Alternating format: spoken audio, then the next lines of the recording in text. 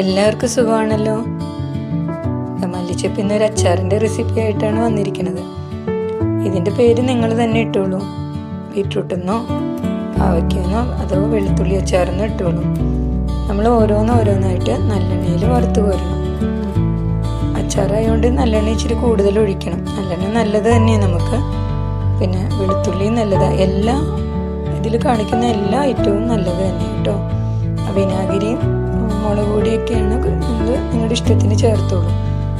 പിന്നെ ഓരോന്ന് വറുത്ത് കോരുന്നത് ഞാൻ കാണിക്കുന്നുണ്ട്. ഇത്തിരി ജ്യൂസിയായ വെജിറ്റബിൾ ആയതുകൊണ്ട് നമ്മൾ ഇത്രയേ വഴറ്റാൻ പറ്റുള്ളൂ. ഏറ്റവും ലാസ്റ്റ് വേണം അവയ്ക്ക് വഴറ്റാൻ. അതിൽ കുറച്ച് കോരി മാറ്റിയിട്ട് ബാക്കിയുള്ളതിലേക്ക് 2 ടീസ്പൂൺ മുളക് പൊടി, 1 ടീസ്പൂൺ കാശ്മീരി മുളക് പൊടിയാണ് ചേർത്തിരിക്കണേ. പിന്നെ ഉലുവപ്പൊടി 1/4 ടീസ്പൂണും കായപ്പൊടി 1 ടീസ്പൂണും. അതെല്ലാം നമ്മുടെ വീട്ടിലുള്ളവർക്കുടെ എരിവോ ഇതൊക്കെ അനുസരിച്ച് നിങ്ങൾ ചെയ്തോളൂ. ഞാൻ കാണിക്കുന്നു മാത്രം. പിന്നെ വേണമെന്നുണ്ടെങ്കിൽ കുറച്ച് 1/2 സ്പൂണ് കുരുമുളക് പൊടി ചേർക്കാം കേട്ടോ. അച്ചാറ് ചേർക്കില്ലെങ്കിൽ ചിലവർക്ക് കുരുമുളക് പൊടി ആയിരിക്കും ഇഷ്ടം. അങ്ങനെ ഉണ്ടെങ്കിൽ ചേർത്തോളൂ. നമ്മുടെ വീട്ടിലുണ്ടാക്കണം, നമ്മുടെ ഇഷ്ടത്തിന് ഉണ്ടാക്കാം. പുറത്ത് കൊടുക്കുമ്പോൾ മാത്രം നമ്മൾ അതുപോലെ ചെയ്താൽ മതി. പിന്നെ കുഞ്ഞുങ്ങൾക്ക് ഇത് ലഞ്ച് ബോക്സിലൊക്കെ കൊടുത്തു വിട്ടാൽ അവർ പോലും അറിയില്ല പാവയ്ക്കാണെന്ന്. പാവയ്ക്ക കഴിക്കാൻ മടിയുള്ള കൂട്ടത്തിലാണ് മുതിർന്നവർ പോലും.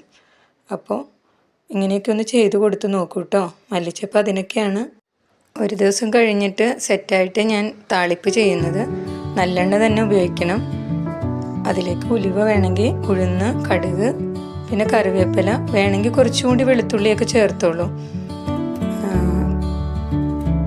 ഇത് കഴിഞ്ഞ് നല്ലൊരു സ്പടിക പാത്രത്തിലേക്ക് മാറ്റണം. പിന്നെ സ്പൂണൊക്കെ നല്ല ഈർപ്പമൊന്നും ഇല്ലാത്ത സ്പൂണ് ഒക്കെ ഉപയോഗിക്കണം. കല്ലുപ്പാണ് ചേർക്കുന്നത്. നിങ്ങൾക്ക് പൊടിയുപ്പ് ചേർത്തോളൂ. ഒരാഴ്ചയെങ്കിലും ഇരിക്കുകയാണെങ്കിൽ കല്ലുപ്പ് ചേർക്കാം. ഉടനെ എടുക്കുകയാണെങ്കിൽ പൊടിയുപ്പ് മതിയേ. പിന്നെ എല്ലാവരും ഇതുണ്ടാക്കി കഴിച്ച് ഹാപ്പി ആയിട്ടിരിക്കുക. അതോടൊപ്പം സബ്സ്ക്രൈബും ചെയ്യണം കേട്ടോ.